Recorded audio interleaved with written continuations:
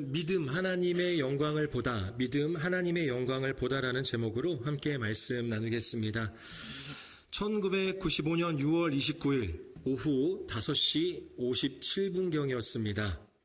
네, 서울 서초동에 있는 상풍백화점 A동이 순식간에 무너져 내렸습니다. 아마 다들 기억나시죠? 네, 95년도에 있었던 일입니다. 사망자가 502명, 부상자 937명, 실종자 6명, 대한민국 역사상 가장 많은 인명피해를 낳은 건물 붕괴 사고로 기록됩니다.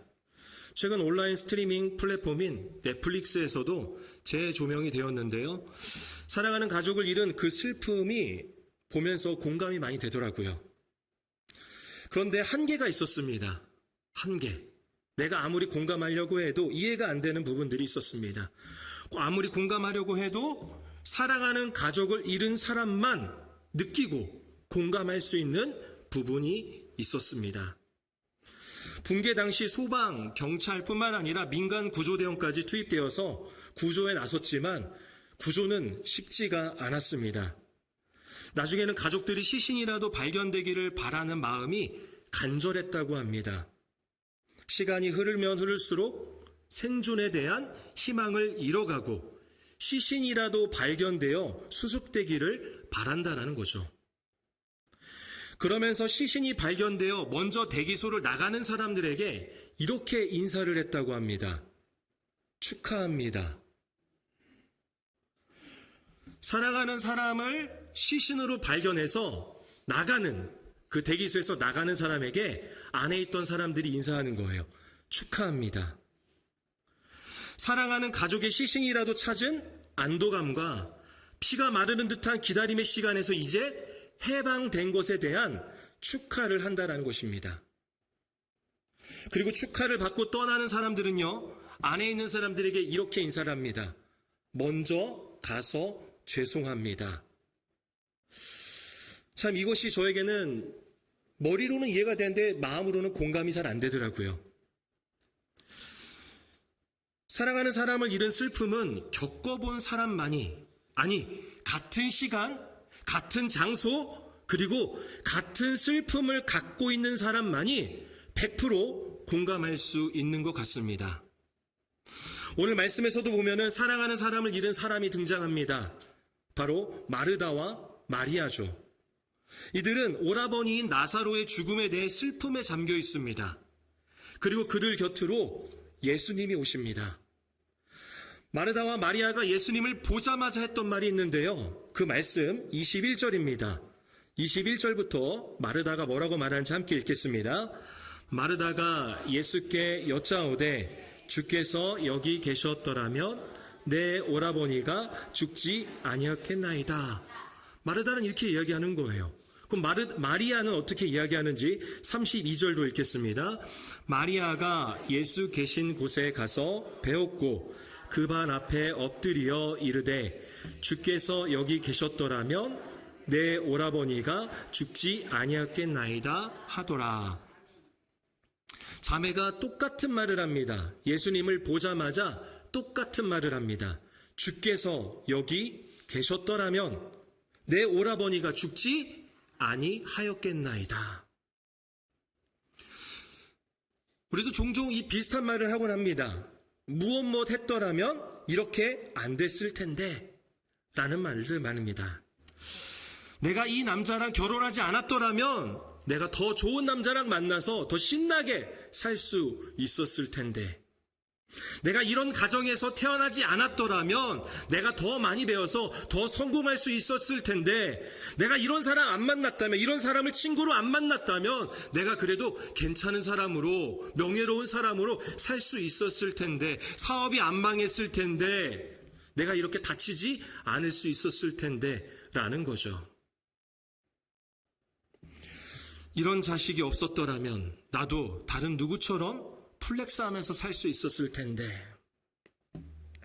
교회에서도 그렇게 생각할 수 있습니다. 식당 봉사를 하지 않았더라면, 찬양팀을 하지 않았더라면, 아니 이 교회를 다니지 않았더라면 내가 시험에 들지 않을 수 있었을 텐데, 내가 이런 고생하지 않을 수 있었을 텐데, 내가 그래도 믿음이 더 성장할 수 있었을 텐데 하면서 상황과 환경과 사람을 탓한다라는 것입니다. 이어서 33절 말씀, 33절을 함께 읽겠습니다. 예수께서 그가 우는 것과 또 함께 온 유대인들이 우는 것을 보시고 심령에 비통히 여기시고 불쌍히 여기사. 그러면서 그들이 우는 거예요. 마리아가 웁니다. 또 함께한 사람들이 웁니다. 이때 예수님은 심령에 비통히 여기셨다고 합니다. 비통히 여기셨다라는 것은요, 분노와 슬픔을 말합니다. 분노와 슬픔. 그 두 마음이 공존하는 거예요. 하지만 불쌍히 여기셨습니다. 그래서 겉으로 표출하시는 것이 아니라 심령에, 마음속으로 분노와 슬픔을 표하시는 것입니다. 그렇다면 왜 예수님은 비통히 여기신 걸까요? 이들의 믿음이 부족했기 때문입니다. 여전히 부족하다라는 거예요. 아직도 예수님이 정확히 누구인지 모르는 겁니다. 수많은 이적을 보았지만, 그리고 예수님도 그 수많은 이적을 보이셨지만 이들은 예수님이 여전히 누구인지 제대로 알지 못하고 있습니다. 예수님은 생명의 주인이십니다. 그리고 그들도 그렇게 고백을 합니다. 생명의 주인이시라고. 머리로도 알고 입술로도 고백하지만 생각과 행동으로서 나타나지 않는다라는 겁니다. 그래서 그 부족하고 연약한 믿음을 보시고 마음속으로 분노하시고 그리고 슬퍼하시는 겁니다. 왜요? 불쌍히 여기시는 거예요. 무엇보다 35절을 읽으면 예수님이 어떤 분인지 더 잘 알 수 있습니다. 35절 함께 읽겠습니다. 예수께서 눈물을, 다시 한번 읽어볼까요? 예수께서 눈물을 흘리시더라. 예수님이 눈물을 흘리십니다. 왜 예수님이 눈물을 흘리시는 걸까요? 나사로가 죽어서, 그래서 슬퍼서 눈물을 흘리시는 걸까요? 여러분도 잘 아시지만 나사로는 예수님께서 다시 살리십니다. 예수님이 이미 다 알고 계세요. 그렇다면 나사로의 죽음에 대해서 예수님이 슬퍼할 리가 없죠. 예수님이 흘리는 눈물은 마르다와 마리아, 그리고 그 자리에서 슬퍼하는 이들의 마음을 공감하시는 겁니다. 그들의 슬픔을 공감하시는 거예요. 그들의 슬픔을 그 누구보다도 잘 알기에 그 마음을 공감하며 눈물을 흘리십니다. 여러분, 마르다와 마리아뿐만이 아닙니다. 예수님은 우리 한 사람 한 사람, 우리의 아픔과 슬픔, 우리의 연약한 믿음으로 인해 시험에 들고 고난 중에 있을 때 우리 주님은 눈물을 흘리십니다. 우리를 공감하시는 거죠. 나보다 나를 더 잘 아시는 주님께서 나를 위해서 흘리시는 눈물이 나에게 큰 위로가 되고 큰 은혜가 되는 줄로 믿습니다. 서울 상동교회를 섬기는 이송조 목사님의 이야기입니다. 감당할 수 없는 현실로 인해 믿음이 바닥을 칠 때 이 목사님은요, 장거리 트레킹을 한다고 합니다. 트레킹 있죠, 이렇게 걸어가는 거. 계속 걷는 거예요. 한 번은 사모님과 미국의 JMT라고 하는, 요즘 애들 말로 존마탱이 아니라, JMT는 존 무어 트레일이라고 해서 그런 장소가 있습니다. 트레일 장소가 있는데 계속 걷는 거예요. 비포장 도로를, 자연과 함께 꾸려진 이 비포장 도로를 계속해서 걷는 겁니다. 그게 23일 동안 걷는다고 합니다. 23일 동안 자연만 있는 곳을 걷는 이유가 있다고 합니다. 그것은 무별을 보기 위해서라는 거예요. 무수한 별, 무별을 보기 위해서라고 합니다. 4,000m 높이의 광대한 고원에서 작은 텐트를 치고 무별 앞에 서 있을 때 이 목사님은 이렇게 고백을 합니다. 두려웠다. 헤아릴 수 없는 무한한 별 속으로 내가 흔적도 없이 사라져 버릴 것 같았다. 무수하게 쏟아지는 별이 나를 무너뜨리고 있었다. 낮이라고 다르지 않았다. 끝없이 펼쳐진 대지, 걸어도 걸어도 무한히 내 앞을 가로막는 산 앞에서 나는 한없이 작아짐을 느꼈다. 그만큼 작아지는 것도 있었다. 현실에서 나에게 너무나 중요했던 문제들, 크게 다가왔던 성공들이 사소해졌다. 라고 이성조 목사님은 불편한 믿음이라는 책에서 고백을 합니다. 여러분, 무수한 별과 끝없이 펼쳐진 대지와 거대한 산을 창조하신 분이 누구이십니까? 하나님이세요. 예수님이십니다.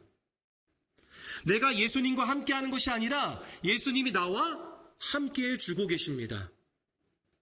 지금 내 현실의 문제가 너무 커 보이고 이거 아니면 자존심 상하고 못 살 것 같지만 예수님이 나와 함께해 주시기 때문에 그 문제들이, 그 상처들이, 그 아픔과 눈물이 작아지고 사소해진다라는 겁니다.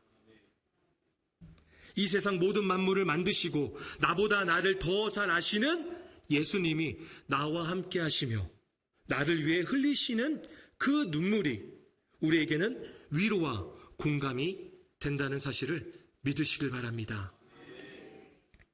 가장 큰 위로와 공감하시는 예수님께서 나사로의 무덤 앞에 서 계십니다. 그리고 이렇게 명령하시죠. 우리 함께 39절 말씀, 39절 함께 읽겠습니다. 예수께서 이르시되 돌을 옮겨 놓으라 하시니 그 죽은 자의 누이 마르다가 이르되 주여 죽은 지가 나흘이나 되었음에 벌써 냄새가 나나이다. 예수님이 나사로의 무덤 앞에 막고 있던 돌을 옮겨 놓으라고 명하십니다. 그러자 마르다가 말합니다. 예수님, 죽은 지 사흘이나 됐습니다. 4일이나 됐습니다. 4일. 나흘이나 됐다라는 거죠. 이미 시신이 썩는 냄새가 납니다. 안 돼요, 안 돼. 라는 겁니다. 맞습니다. 너무나도 상식적입니다.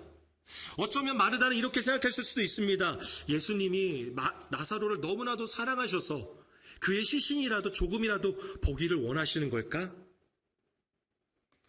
하지만 이것은 너무 마르다뿐만이 아니라 그 주변에 있는 사람을 불편하게 만듭니다. 그 큰 돌을 치우는 게 불편한 게 아니라 그 큰 돌을 치워서 나는 그 악취로 인해서 나사로의 명예가 떨어질 수도 있잖아요. 불편합니다. 그리고 유대인의 전통에 의하면 죽은 지 3일 동안 영혼이 육체 주위에 머문다라고 생각했습니다. 다시 살아날 희망을 갖는 거죠. 며칠 동안은요? 3일 동안은. 근데 오늘 말씀해 보니까 나사로가 죽은 지 4일이 됐습니다. 다시 살아난다는 희망마저 사라진 것입니다. 다시 말해 마르다뿐만이 아니라 마리아 그리고 그 자리에 있던 모든 사람들은 나사로가 다시 살아난다는 희망이 전혀 없었습니다. 그렇게 절망 중에 있습니다. 그럼 왜 절망을 하는 것일까요? 우리는 왜 절망하는 것일까요? 우리의 경험과 지식, 문화와 상식이 때로는 예수님에 대한 믿음을 가로막기 때문입니다.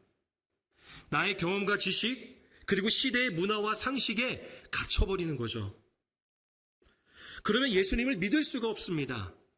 입술로는 고백합니다. 기도도 합니다. 그리고 예배도 하지만 믿을 수가 없다라는 거예요. 예수님은 우리의 상식과 경험과 지식을 뛰어넘어서 역사하시는 분이십니다. 그렇게 일하시는 분이십니다. 그렇게 사역하시는 분이십니다. 우리가 경험과 지식으로 바라볼 때는 시신이 썩는 그러한 사망의 냄새이지만 예수님은 그 사망의 냄새를 생명의 향기로 바꾸시는 분이십니다. 그리고 우리가 그런 향기가 되기를 원하십니다. 고린도후서 2장 15절과 16절 말씀을 세번역 성경으로 함께 보도록 하겠습니다. 앞에 사번역 성경으로 나와 있는데요. 고린도 후서 2장 15절과 16절 함께 읽겠습니다. 우리는 구원을 얻은 사람들 가운데서나 멸망을 당하는 사람들 가운데서나 하나님께 바치는 그리스도의 향기입니다. 그러나 멸망을 당하는 사람들에게는 죽음에 이르게 하는 죽음의 냄새가 되고 구원을 얻는 사람들에게는 생명에 이르게 하는 생명의 향기가 됩니다. 이런 일을 누가 감당할 수 있겠습니까? 누가 감당할 수 있을까요? 예수를 믿는 바로 저와 여러분들입니다. 우리는 누구에게나 하나님께 바쳐진 그러한 그리스도의 향기가 되어야 합니다. 구원을 얻은 자로서 생명의 향기를 뿜어내야 합니다. 우리의 입과 우리의 행동을 통하여서 사망의 악취가 나는 것이 아니라 생명의 향기가 나야 되는 것이죠. 영적으로 죽어가는 이들에게 생명의 향기를 전하는 주님의 자녀가 되기를 소망합니다.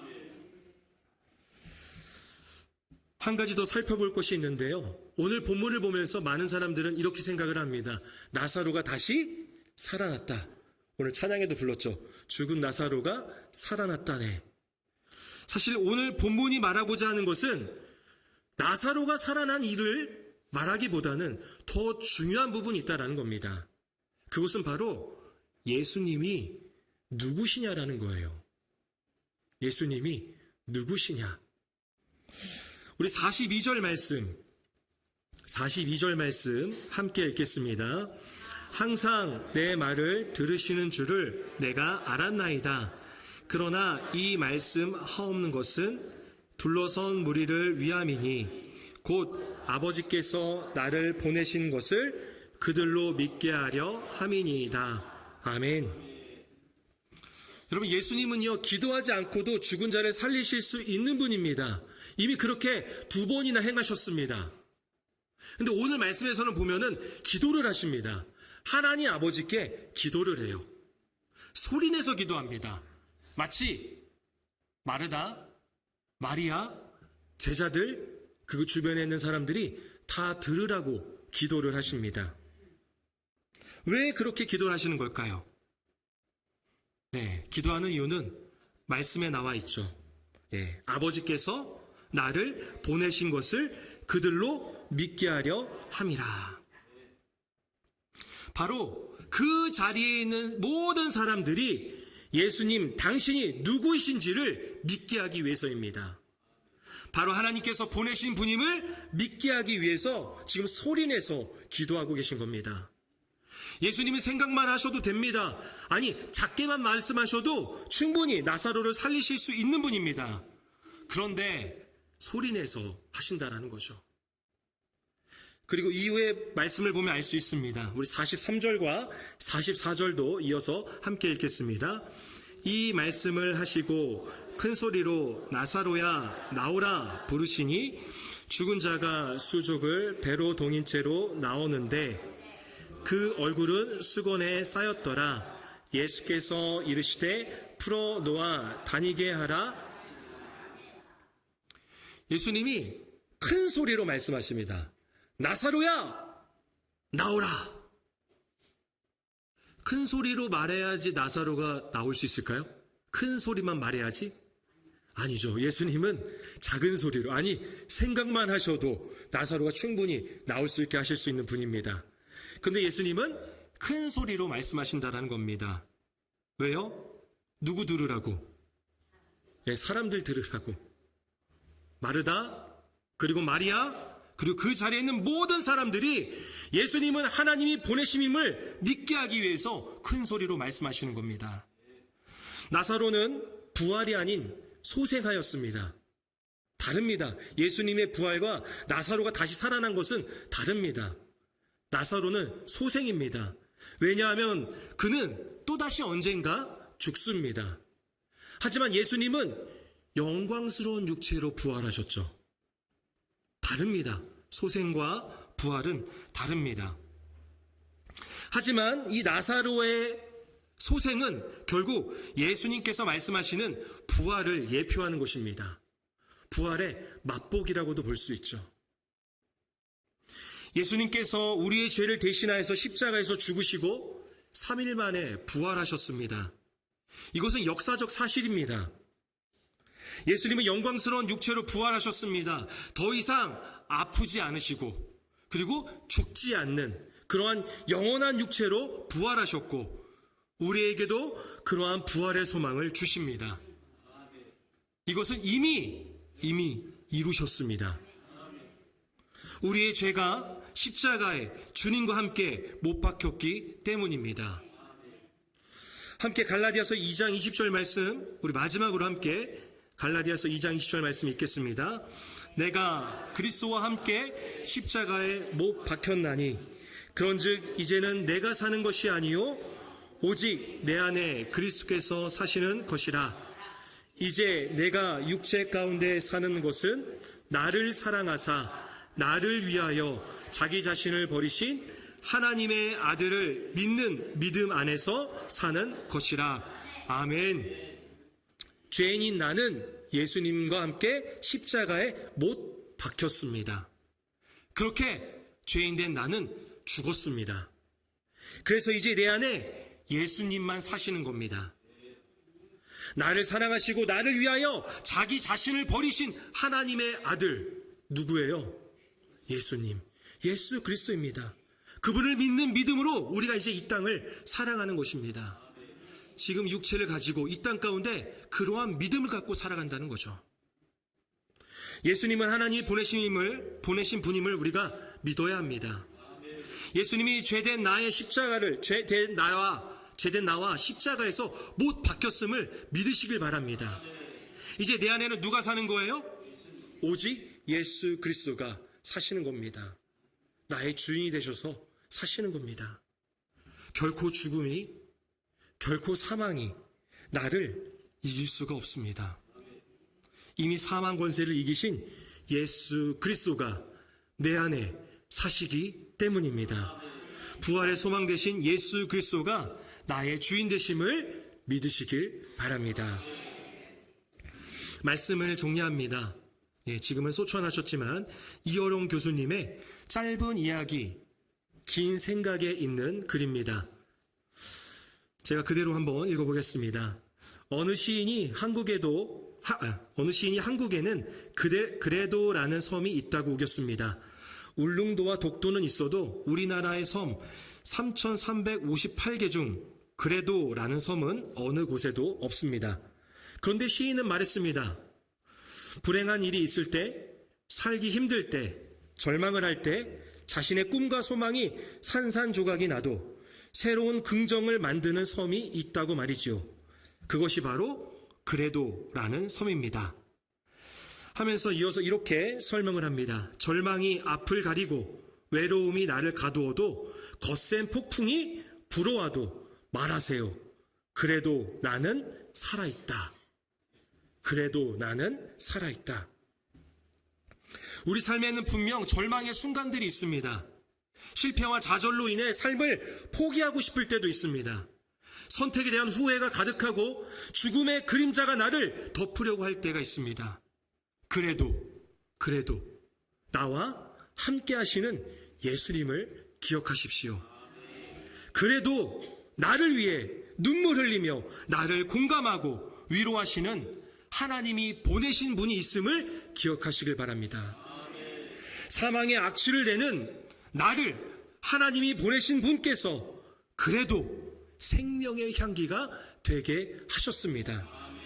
그분은 예수 그리스도이십니다. 예수님에 대한 믿음이 있다면 우리는 이제 이렇게 고백할 수 있는 거예요. 찬송가 407장 구주와 함께 나 죽었으니 2절과 3절의 노래이죠.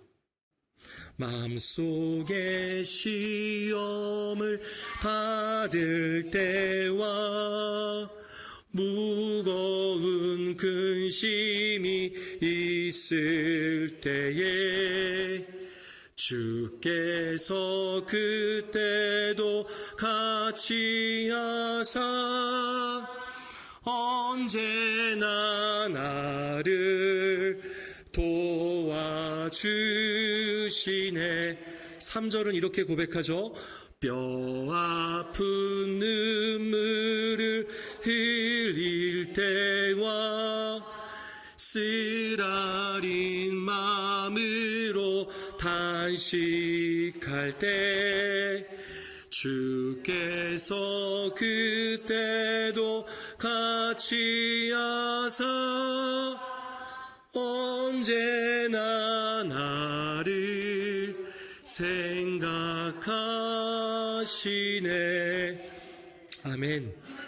언제나 우리와 함께 하시며 나를 도우시고 나를 생각하시고 나를 공감해 주시고 또한 나에게 부활의 소망을 주시는 예수님을 믿는 믿음으로서 살아가는 하나님의 자녀, 예수님의 제자가 되기를 소망합니다.